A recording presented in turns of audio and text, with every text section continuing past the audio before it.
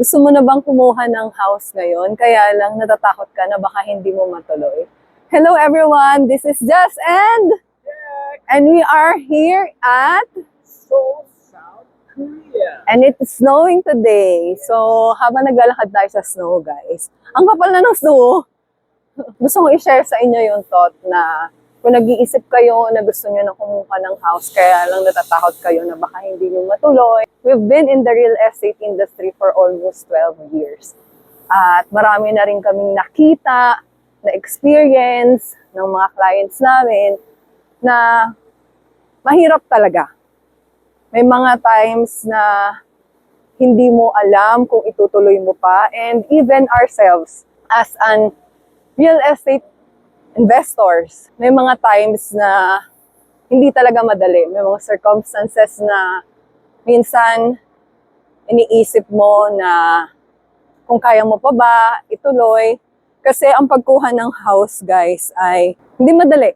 Katulad ng sinasabi ng iba. Pumasok tayo dito sa loob ng mall, guys, kasi sobrang heavy ng snowfall sa labas.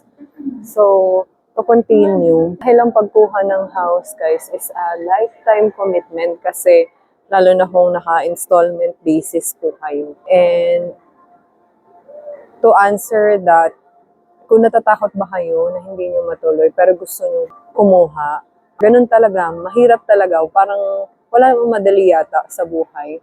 Pero ang masasabi lang namin sa experience namin for almost 12 years ay you have to take courage. Siyempre, kailangan pagtrabahuhan ang lahat ng bagay, lalo na yung property mo. Kasi pangarap mo yun eh. Kasi pag di ka nag-decide ngayon or hindi mo ginawa yun, kailan pa?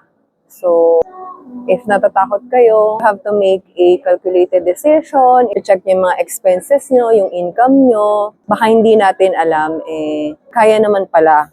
Kaya lang, may mga unnecessary expenses lang tayo na kailangan isantabi muna para doon sa pangarap natin na makuha natin.